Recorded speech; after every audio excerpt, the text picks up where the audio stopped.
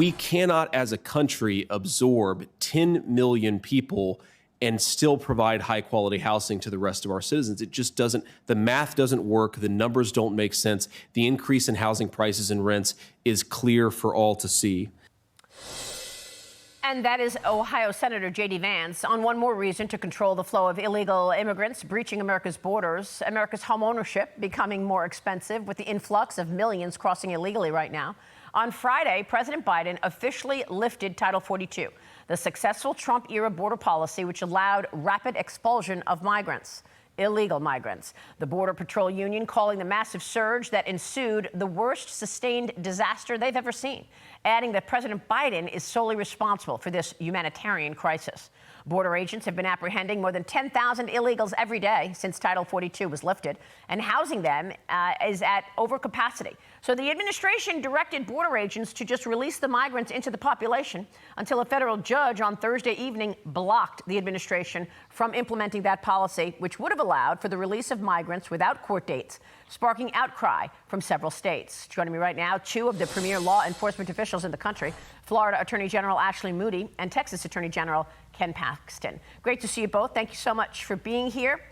AG Moody, let me start off with you, and AG Paxton, I want you to jump in as well. Tell us what would have happened had you not won that federal ruling this week. Well, exactly what they planned all along, Maria. And you covered in your last segment, and kudos to you for pointing it out. The media has dropped the ball on so many critical issues to the security of this nation, including those pouring into our country.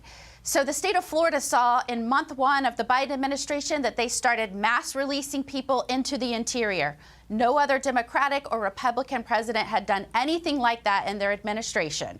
Although they will tell you differently, and the media will report that and copy that they have. That is not true. So within the first month, those that they were releasing into the interior, right, without pushing forward any sort of proceedings, went up 571%. So we saw this happening over the course of 2 years of the Biden administration. Right. They cut detention capacity at the same time. They went to Congress and said, don't give us money, don't give us more detention, we don't need it. Mayorkas went out there and said, we can control the border, we are securing the border. So while that last administrative Title 42 protection was in place, behind the scenes, they were breaking down systematically our immigration security structures. And so when Florida brought suit, we said, look, they're mass releasing people into the U.S. illegally. A judge agreed with us. We took him to trial. He said, yep, can't mass release people into the U.S. That's against the law, Biden, Mayorkas. And they did it anyway. We uncovered secret memos showing their plan was to step back and let everybody flood in. Wow. And who reported that? You were on top of that, Maria, but I can tell you the mainstream media, as we were recovering secret memos, as we were laying out their plan, no one covered it. Yeah. But now, as they're watching our country be invaded, hopefully somebody will pay attention. Wow.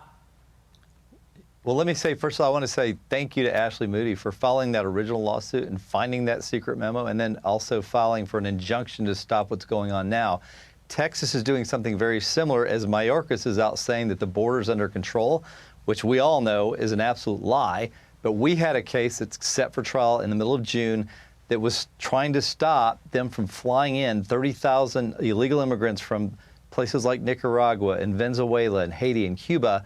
And we've added this portion, which is now, with this memo they put on May 10th, literally a day before this Title 42 policy was going away, where they said they were just going to release people into the public, and they were supposed to provide their addresses and then report back in 60 days. Totally ludicrous. We have no way to track these people. They're going to be released into the country, and it's completely illegal. This is unbelievable. And, you know, it's so stunning to look at the DOJ and the FBI completely blowing off the laws of this country. I know that you both were watching and listening to the last segment that I had with Congressman James Comer. And, you know, a stunning admission from Comer that these whistleblowers, or at least one informant, is now missing. What can be done here in terms of the DOJ and the FBI? Are they corrupt as well? Look, I'm going to say yes. It's important. Wait, go ahead. Ken Paxton, go ahead. Absolutely. They have a job here. They're supposed to enforce the law. And we know that there's all this information about the Biden administration and about his family. And you've got James Comer with evidence, and yet the FBI isn't even cooperating with this oversight committee. So you know they're not doing their job. So, I mean, somewhere along the way, a president is going to have to reform what's going on in the Department of Justice and the Federal Bureau of Investigation, which have become political, and they target Republicans and they let Democrats walk. Ashley. Well, think about the duplicity in what's taking place in the immigration matter. They waited until Title 42 expired to ask a federal judge to stay the ruling that it was illegal to mass release all of these people. So you have a federal judge yesterday that said, it seems like Mayorkas may be untruthful here because they've waited so long to ask for a stay, meaning they wanted to wait till the last minute. So it was this emergency that they created so they'd have to let everyone in. It's almost like Mayorkas is Kaiser Sose, right? Like he has this plan the whole time. He asked for less detention capacity. Yeah. He asked for less money. His plan is unfolding, and all along the way, he's like, we're managing it. It's tough, but we're managing it. Don't worry. Yeah. Don't give us more resources. We got it.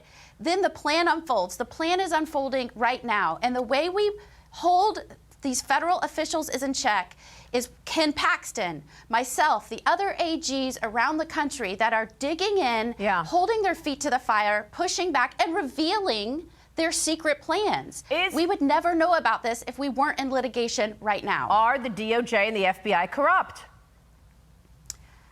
I believe that there are steps that these administrative agencies are taking with the authorization and oversight of this White House, the handlers of Biden, that are agenda-driven and untruthful, and they are directly violating federal law.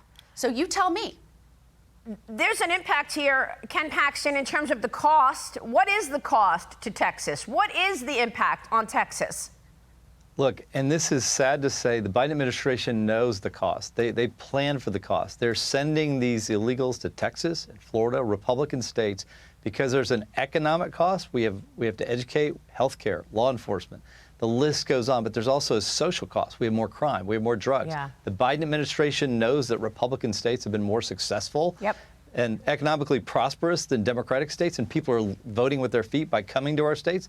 So the Biden administration has set this thing up so that we have problems that we wouldn't have had but for the Biden administration pushing these illegal immigrants into our states. All right, we will leave it there. A big impact on Florida, Texas, and the rest of the country, obviously, as a result of this wide open border. We'll be watching your work, Florida Attorney General Ashley Moody and Texas Attorney General Ken Paxton. Thank you both very much for being here.